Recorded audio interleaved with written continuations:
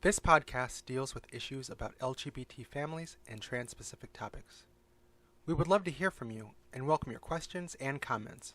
However, we will not tolerate any discriminatory language or hate speech. So please, just don't do it. Enjoy the show.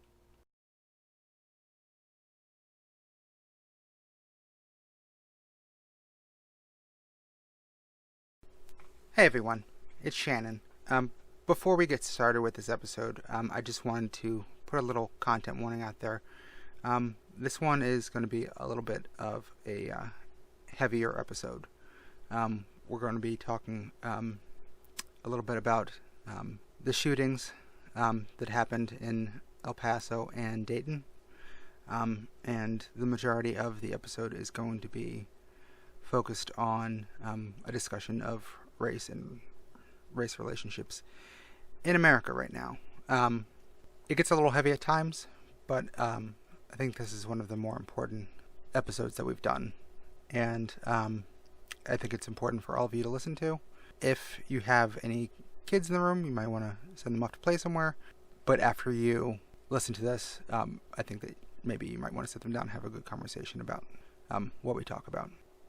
Another important point to acknowledge is that while it was first reported that the gunman's own sister was among the victims in the Dayton shooting, it has since been revealed that his sibling was in fact his trans brother, who, though not out to everyone, used he/him pronouns and went by the name Jordan Coffer. Jordan was at least the 14th of our siblings that we know of to have been murdered this year. Please keep his family and friends in your prayers, and please remember to say his name. In addition, there won't be the normal break to plug our Patreon or anything like that, because I think this discussion needs some room to breathe. So I'll leave stuff down in the show notes, and if you got a couple bucks to spare and throw our way, we'd appreciate it. So with that, enjoy the show.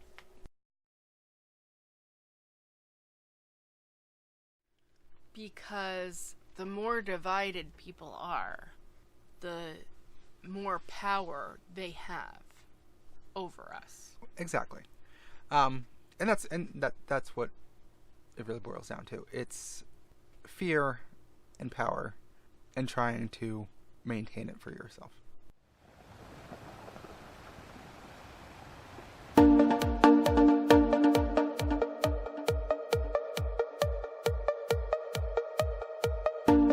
When we were kids, we met at camp. After college, we got married. 10 years later, we finally had a baby. That same year, I came out as trans. This is the story of our journey. Through marriage, Parenting. gender, And all the changes that life brings. this is Our Life in Transition.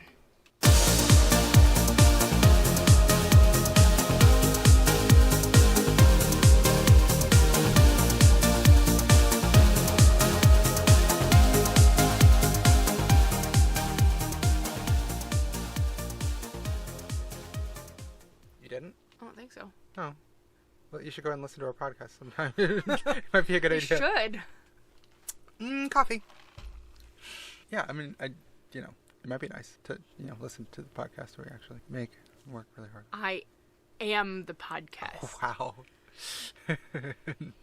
I am the podcast now. Okay, I see how it is. Okay. Anyway. Hey, everybody.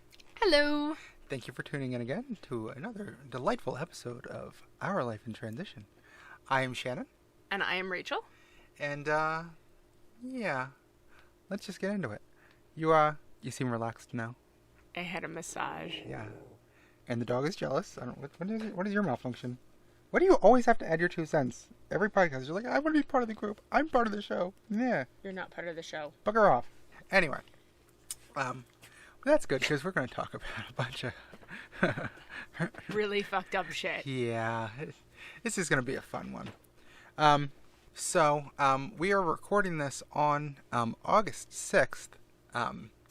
And this weekend was fucking terrible. Yes. There were 2 mass shootings in one day. One in El Paso and one in Dayton. Not to mention the weekend prior at the Garlic Festival in California. Really terrible. Really, like...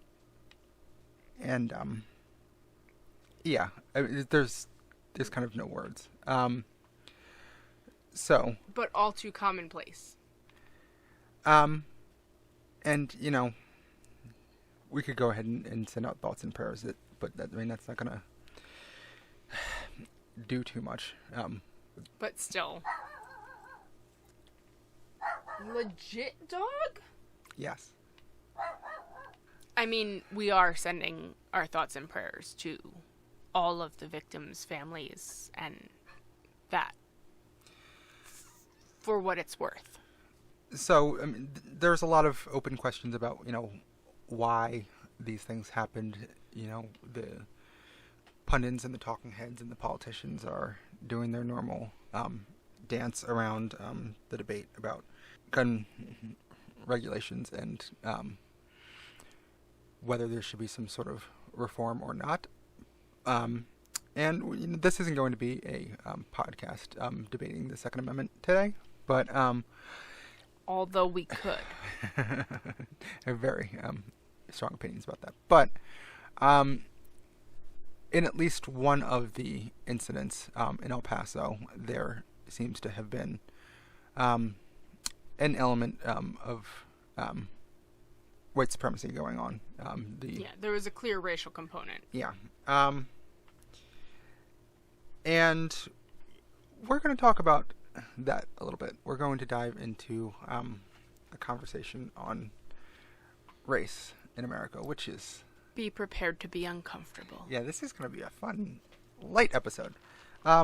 So, it's interesting that this topic came up just now, because I was thinking about this anyway. And it's one of those things that doesn't necessarily come up in everyday conversation with me, but I have a lot of different varying identities. Obviously I am a trans woman, but I'm also a person of color. She's multifaceted. I am multifaceted. Like a diamond. I'm very interesting. And so I am, my mom was white. And my dad is black. And that's been an identity that... why are you so close? Microphone access. Okay. I hurt my knee, though.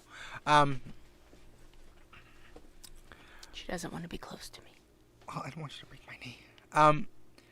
But it's an issue that comes up from time to time. It's always a fun little jaunt into the politics of race in this country whenever it's an issue that I have to contend with. And right now, there is a lot of fear. There is a lot of fear in this country as a trans person, as a person of color, as any kind of minority. People don't quite understand unless they're living it. And people who aren't living it don't necessarily always understand what it's like. Don't understand how contending with discrimination and racism affects you and affects your life and affects society. But I think this weekend is illustrating it for a lot of people, that it is a genuine problem, which some people don't want to actually acknowledge. Yeah, like, wake up, people. Like, if you're just figuring it out because of this weekend, where you been? Get out from under your rock and acknowledge that there's a genuine problem with race in this country. But I'm not racist. Well, let me tell you. So, one of the biggest issues is just with the pervasive culture right now. People want to pretend that, the administration has no part in it, and, Captain Orange is just speaking his mind and telling it like it is. And is in no way influencing or giving license to hate in this country. But that's bullshit. And, when the election first happened, I have friends who are conservative. I have friends who voted for Trump. But I don't know if they get it now. They didn't get it back then. And, they said, like, well, I'm not racist. I don't discriminate against people. I don't discriminate against people that are LGBT or women or anything like that. But you voted for somebody who did. And, I tried to explain this to one friend, and the day that I was talking to them after the election, they went out of their way, I'll give them credit, to ask me why I was so upset, why other people were so upset. It's just like, oh, it's just an election you didn't lose. Why are you so upset? Why is this so different? And it was because of the culture that was clearly being unleashed. The day after the election, a couple miles up from us, someone was going around spray painting swastikas all over the place in celebration because, the douchebag, quote unquote, won the election. And I said, that's why. Because we live in what is, a relatively safe area. You don't usually see those kinds of things, and just suddenly somebody thinks that's okay now. Yeah, especially in the wintertime, you don't see that, because we're kind of a tourist community. There's not a whole heck of a lot of people here in the winter. So for it to happen, like, in November, December, like, that's even scarier, because those are the people that are around all the time. Yeah. And, people want to debate that this is real or not. It's a statistical fact that since the election in 2016, hate crimes have exploded in this country. Because there's been racism. Racism hasn't come and gone and come back again or anything like that. It's just that the current administration has given license for every racist to come out from under their rock and be racist with little to no consequence. All the people that a few years ago were bemoaning how, like, oh, our culture has become so PC now, or the people that, what they meant by it's becoming too PC was, well, people were saying it's not okay to just be racist or be a misogynistic douche. That, people said, hey, what you're saying is actually not okay. And they weren't tolerating your nonsense. But when you have, the person ostensibly leading the country saying that this is okay, by word and by example, then people are feel free to go ahead and say what they want and do what they want. And there has been a rise in attacks on LGBT people, attacks on people of color. These, and let's call them what they are, domestic terrorist attacks this past weekend with these shootings, are part of that. And as a person of color, it's whether I was transitioning or not, whether I was trans or queer, that's something that despite whatever identity I have otherwise, I can't escape. And it's something that I've had to contend with. I've run into, and I have had issues with people throughout my life. And there is an undercurrent in this country of just people who think it is okay to hate you for who you are, and it's frankly insane. On the other side of that, you're biracial. Yes. So you kind of get it from both sides. I mean, I do. And it's a fun little exercise in people trying to figure out what I am, which that's always the fun question when somebody is trying to quote unquote figure me out. Yes, long before people were concerned whether you were a boy or a girl. Yes, before that, I always got the question like, well, what are you? and sometimes I'd give like smartest answers like, I'm a human being. What are you? Like, are you an alien? What's going on? But I always knew what people meant. They're trying to figure out my race, and a lot of the time, especially in the dead of winter, I look very white. My brothers, who are a bit darker than me, my second oldest brother is also biracial, and his complexion is in the winter as dark or as light as mine is dark in the summer. And a lot of people think that for some reason we're Puerto Rican, because we have olive-y skin, and our hair is dark and not quite super coily and not straight. So, the one fun one was one point I was working in an office building, and somebody who was some variety of Hispanic, she caught me in an elevator and was like, so which one of us are you? And I knew what she was getting at, and I just said, I'm not. And she just looked at me and said, come on, yes you are. And then I was with a friend who was also Hispanic, and they're like, no, they're not Hispanic at all. I'm like, well, what are you? I'm like, everything else. And I do get it from both sides. I get it from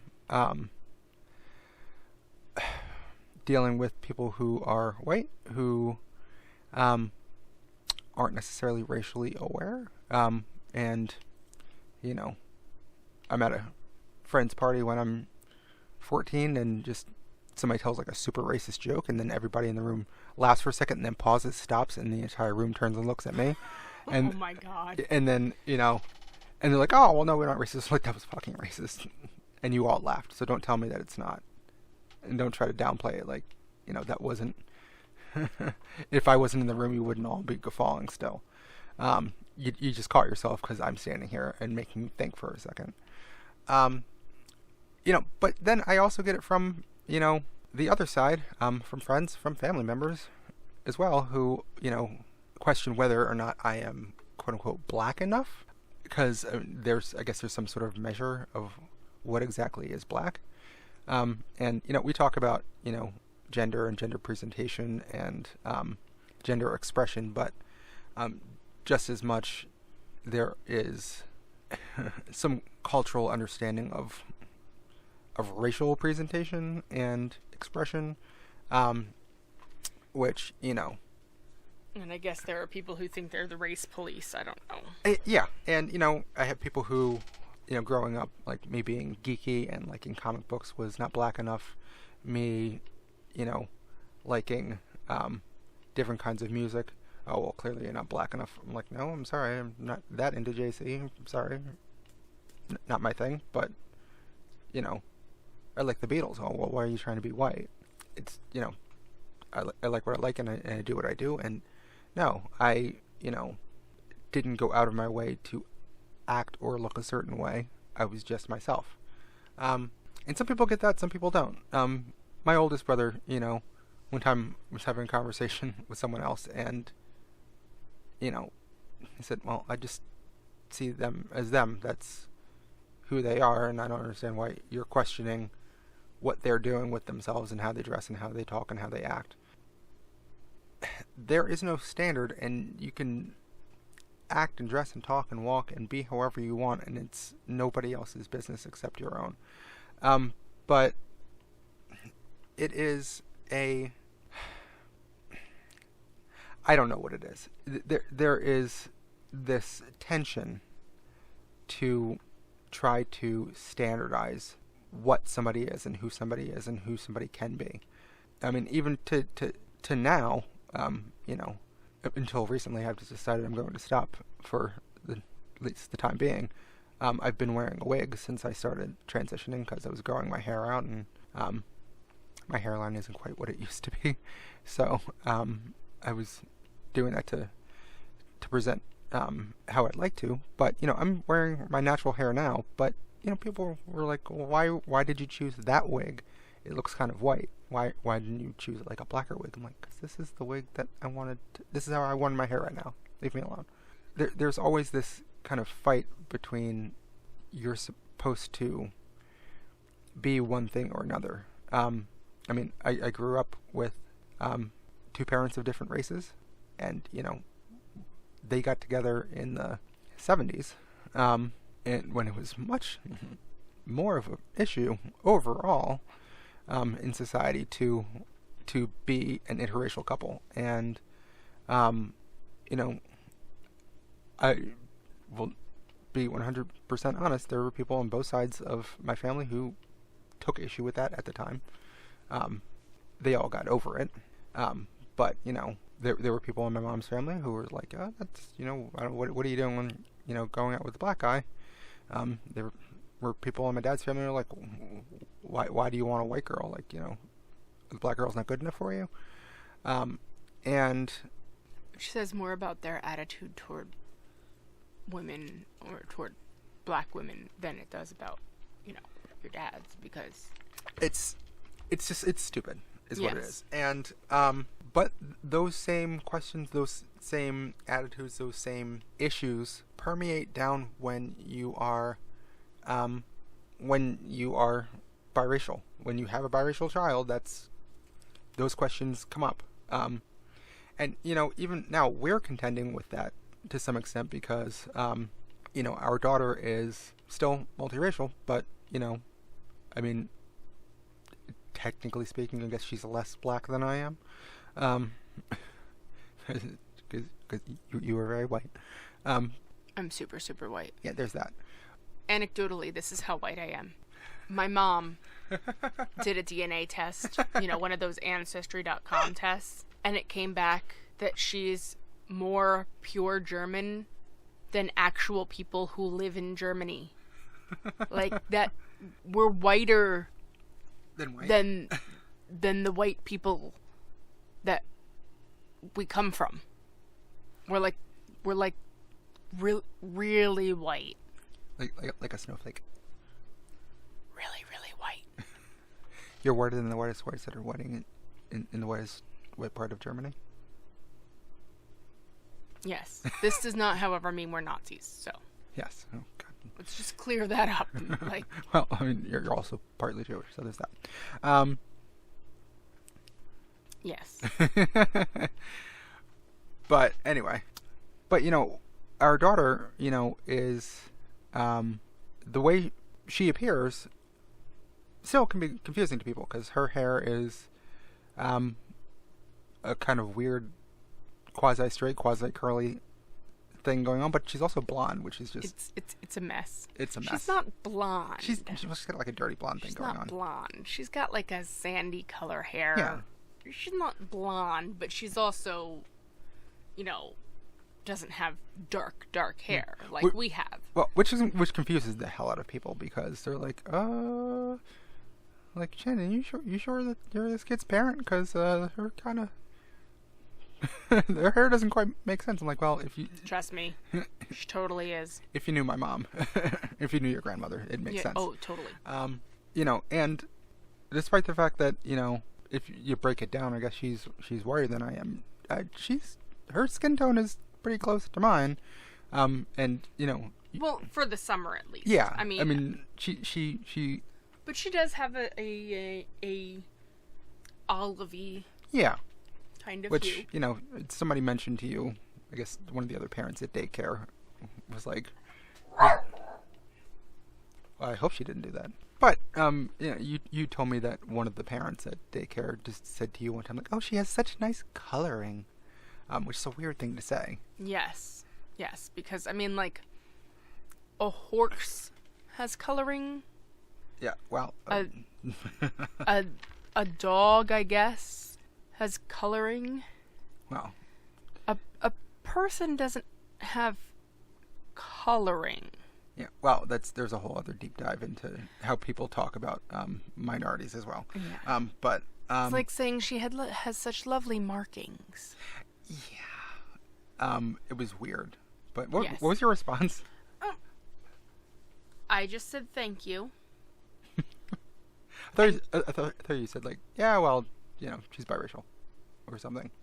Oh, I did. I said that she's biracial, but I just, like, okay. They're like, oh. Crazy person. Okay. She wasn't, to be fair. Yeah. She wasn't trying to be mean, but... She didn't know what she was saying was fucked up.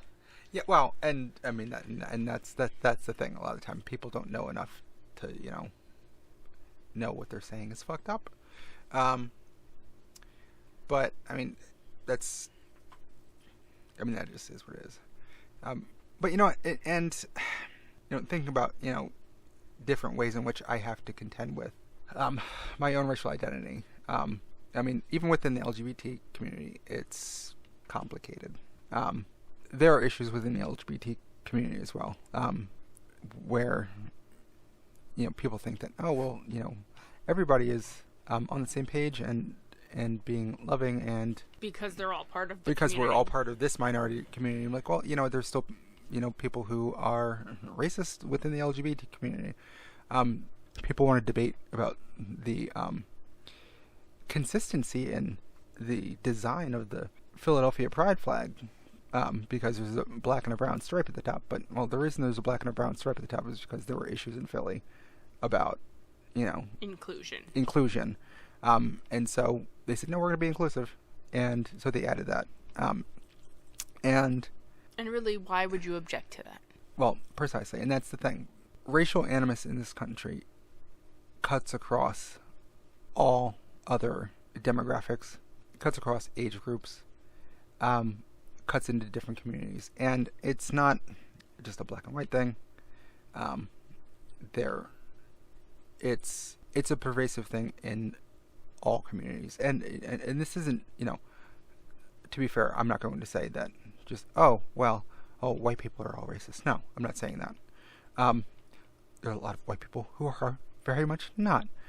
There are a lot of minorities who, to be fair, have some really fucked up views about not just white people but other minority groups. And it's just fucking stupid. It's just stupid. It's stupid, is what it is. But the point is to have for this administration fosters all of that, because the more divided people are, the more power they have over us. Exactly. And that's what it really boils down to. It's fear and power and trying to maintain it for yourself. We were talking before about how it's, like the woman that you were talking to about the baby and her coloring, didn't know enough to know that she was saying something messed up. There are a lot of people who don't understand these issues at all. Guilty. I, for a very long time, did not understand the little things, I guess you call them microaggressions, or things like that. The little dog whistles, little things that are idioms and things that get said in everyday language that are really, really fucked up. I mean, you don't know what you don't know if you've never been exposed to it. And that's my disadvantage, is that I've always lived where we live. Right. Where we live is very conservative and very white.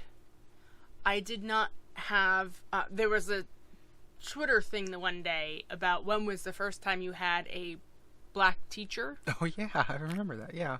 Never. Yeah? I never had a black teacher. Look, well, it was specifically black male teachers, but you never had a black teacher at all. I never had a black teacher, period. Jesus Christ. The first black teacher I had was in college. I actually didn't know that. Are there any black teachers over there now that you know of? I don't know. Yeah. But we're just in a very white area. It's very homogenous. Was in school with... I was never in school with black students. really maybe one or two, you know, but a population that was black until my freshman year. Oh, in high school? Mm-hmm.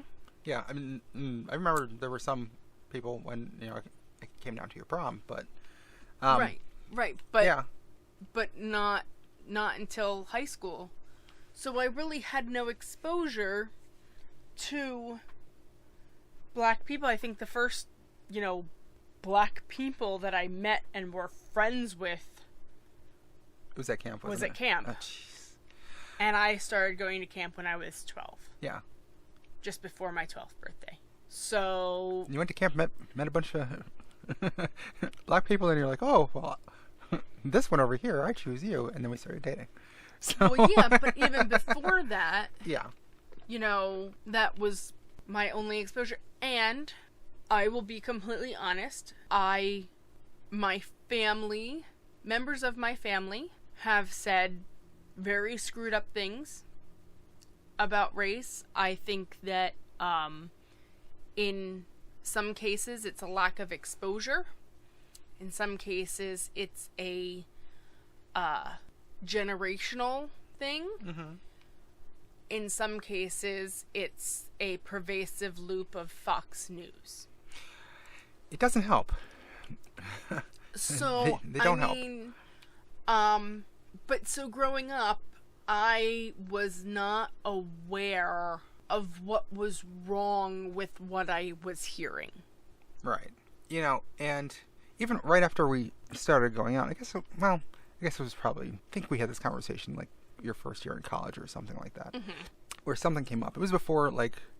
It was one of the first rounds of talking about it. Like, yeah, it was before, like, you know... Before all of the... They were trying to take down the Confederate statues and the flags and things like that more recently. But, you know, at some point we fell back afterwards into a conversation about the Confederate flag. And at the time, you were like, yeah, I get why, you know, black people don't like it, but I don't understand why, like, you're mad about it. Why, like, you find it, like, so offensive. Like, it's, you know, people just think it's a symbol of being a rebel. And, you know, yes, the Dukes of Hazzard very, very much washed over the issue with the flag. It's not right. just about being, like, you know,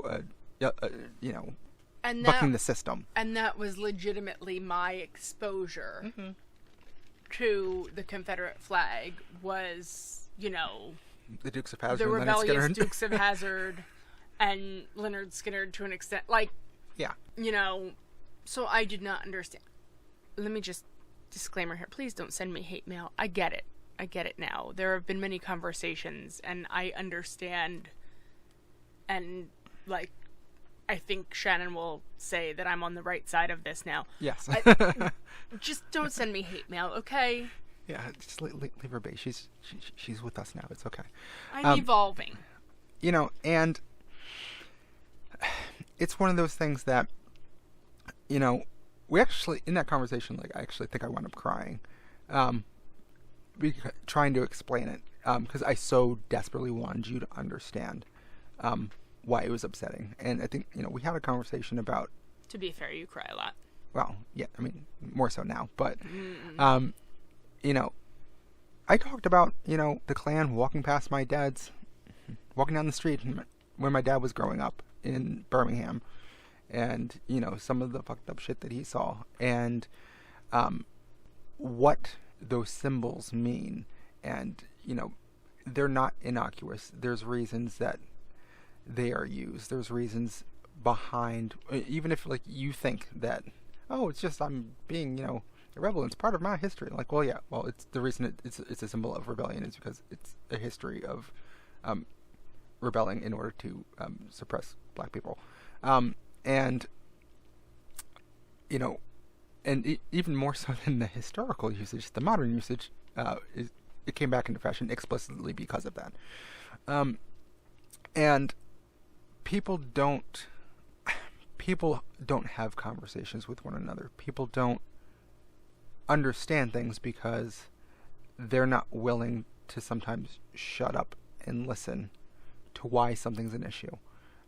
Right. And they don't want to listen to other people's feelings about something Because they're stuck in a loop of what they want to hear and what they're comfortable hearing, and they're not comfortable being told that they've done something or said something or presented something in a way that is fucked up.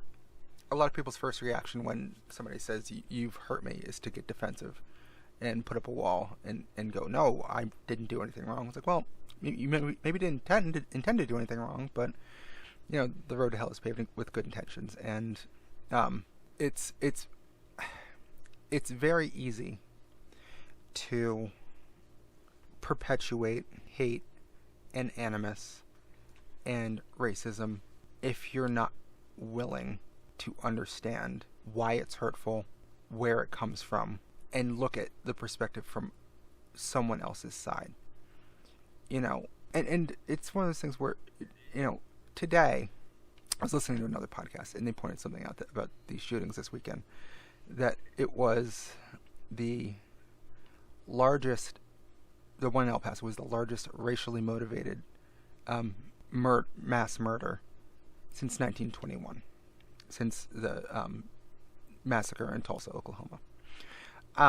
And the largest one before that was Emanuel AMA a couple of years ago. So, I mean, we're in a place where this is much more out in the open. I mean, when I was a kid, you know, I had a couple instances where I lived in an apartment complex. There were some kids who, I don't know where they came from, where their parents are from, what their history was, but, you know, we got into like a scrap and they just very casually threw out some, you know, Racial epithets. Racial epithets. Which, I mean, creative. I mean, what, you know, I'll give them that. I mean, I never expected someone to go, well, you know, you're a mixed milkshake nigger. Which, I mean, well done. I applaud your craft, but What even is that? Beats the hell out of me. But then, you know, they even turned to our other neighbor who was much blacker than I am and was like, no offense. I'm like, what? No, that. No, all the offense there. That's not how it works. That's not how any of this works. No, you meant offense, and you said it because you knew it was going to be hurtful. We are in a point in time when people are unfortunately feeling more free to be openly racist.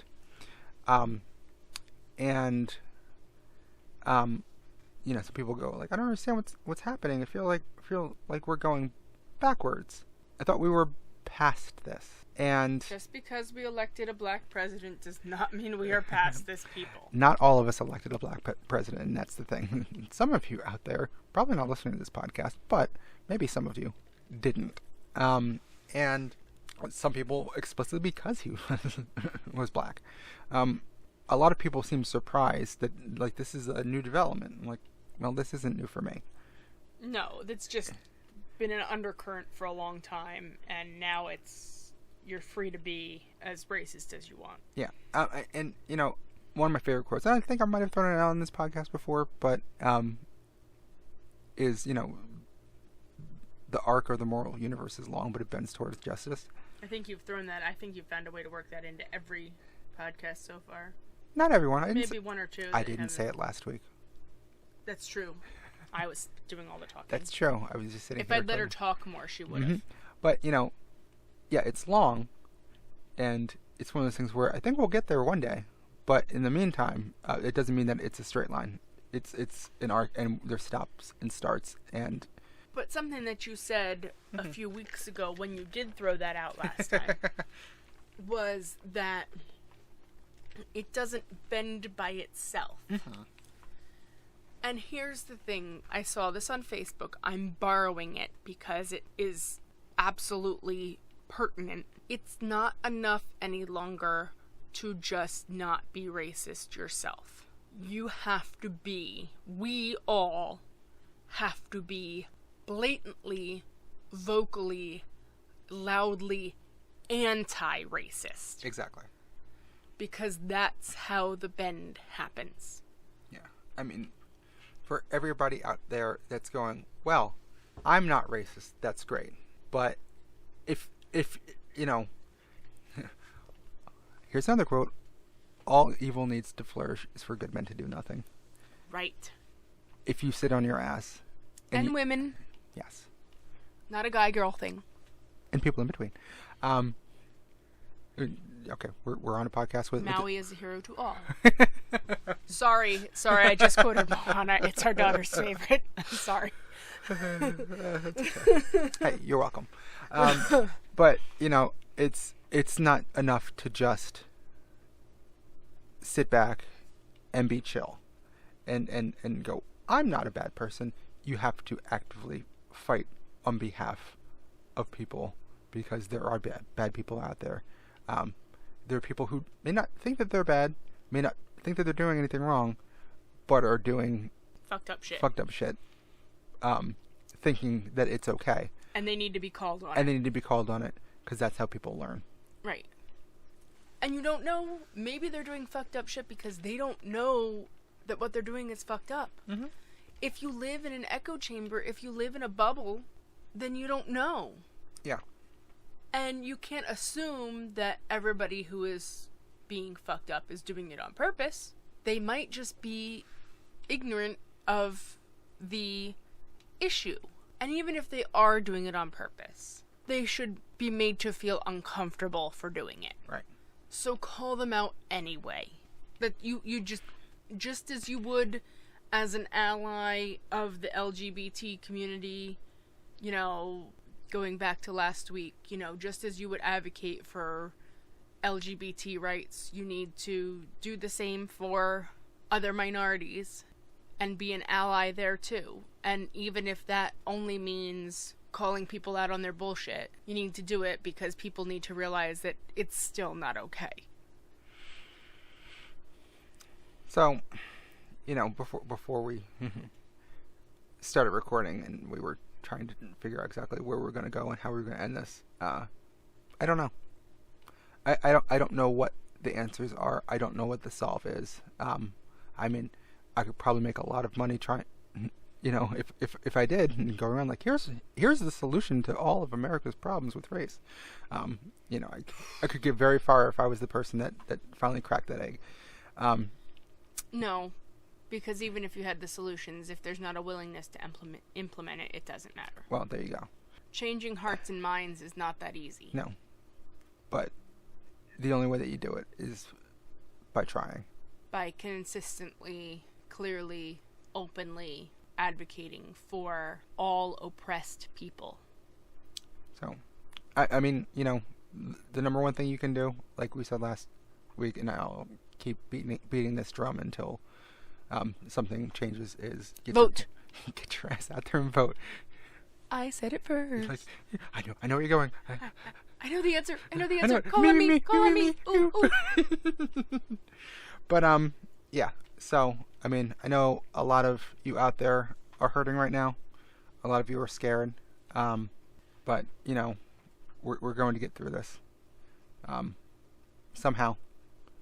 And the one thing, and I brought this up about LGBT stuff as well. The kids give me hope. Because there's a lot of them. It's, again, people talk about like, oh, I feel like we're going back. Like, well, yeah, we're going back in a lot of ways because there's a lot of kids who are out there who have had enough, just like in the 60s. And I'm hoping, I'm praying that as our daughter grows up, she's going to find herself in a better world than we are in right now. But that's only going to happen if you educate your kids too. Yes. So we'll find some links to put in the show notes to places to go to learn, and maybe some ways you can help out. But like I said, we're going to get through this, and it's rough. Take a break from watching the news. Please, for your own sanity. But self-care. But don't tune out, don't check out, because we're in one of those moments where you have to be paying attention. But in the meantime, until we talk to you again, please take care of yourselves, take care of each other, be safe. And, yeah. So, I'm Shannon. And I'm Rachel. And we will talk to you next time. Bye. Well, bye-bye.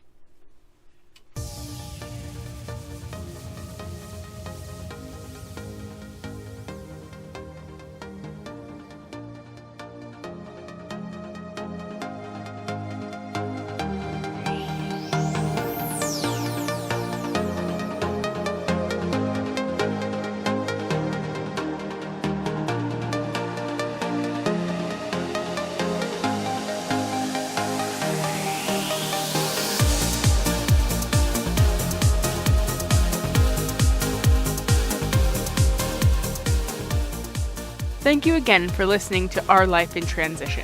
This show is hosted by Rachel and Shannon McDill. Our producer and editor is Shannon McDill. Theme music is Seize the Day by Jens Kilsoft. Check him out at jens.kilsoft.net. Support us on Patreon at patreon.com/olitpod.